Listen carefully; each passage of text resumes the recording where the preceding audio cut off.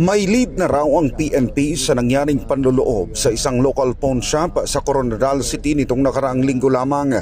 Makikita sa CCTV ang 6 na kalalakihan na pumasok sa pawn shop at nilimas ang pera at alahas mula sa kahera. Ilan pa sa mga sospek nakitang suot-suot ang uniforme ng pulis. Pero sa investigasyon ng PNP, hindi pala ito tunay na pulis at nagpapanggap lamang ito. Ayon sa pulisya, natuntun na nila ang pagkakakilanlan ng mga sospek pero hindi na muna nila itinetalya ang mga impormasyon para hindi maunsyami ang kanilang ginagawa pang investigasyon. We have some leads, unfortunately, hindi ko pwedeng sabihin ngayon that will help us in better pursue the leads para hindi naman maalarma. But we are doing our best para ma-solve and also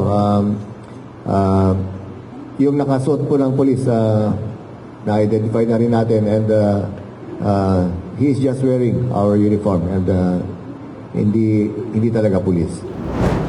Hindi na ito ang unang pagkakataon na nagagamit ng mga kriminal ang police at military uniforms sa iba't ibang mga klase na iligal na mga aktibidad. Kung kaya't patuloy ngayon ang paghihigpit ng mga otoridad sa pagsisiguro na lehitimo ang kanilang pinagbibilhan, kagaya na lamang ng paggamit ng recording o logbook para matiyak na opisyal na mga PNP personnel ang bumibili ng ganitong klaseng mga uniforme.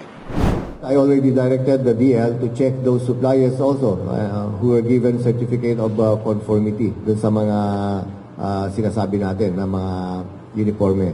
With this incident, I will be actually I've directed already, aside from being a regular activity, i-re-emphasize natin ulit that they will be strict in implementing this law, this provision of the law, and also we will be watchful of these stores na dapat kung sino nararapat na bentahan. Sa panayam ng SMNI sa mga may-ari ng tindahan ng police at military uniforms, aminado naman sila na istrikto sila sa pagbebenta ng mga uniforme at iba pang police paraphernalia.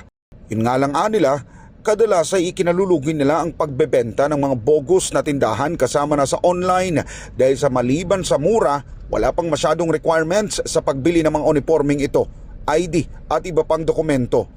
Bukod naman sa mga illegal na pagtitinda, nagbabala rin ang mga otoridad sa bigat na parusang kakaharapin ng illegal na paggamit ng mga uniforming ito. There are provisions of the law that bans the wearing of PNP and military uniform. It's a violation of Article 179 of the Revised Penal Code.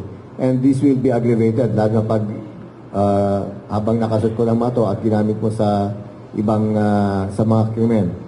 So with regards to the penalty, it's prison mayor, penalty of 6 years or more.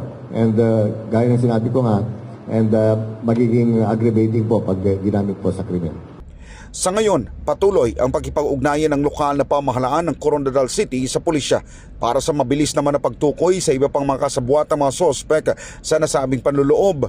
Nananatili ring aktibo ang pabuyang ₱250,000 ng city government ng Coronadal sa makapagtuturo at makapagbibigay ng impormasyon upang madakip ang mga sospek sa nangyaring krimen.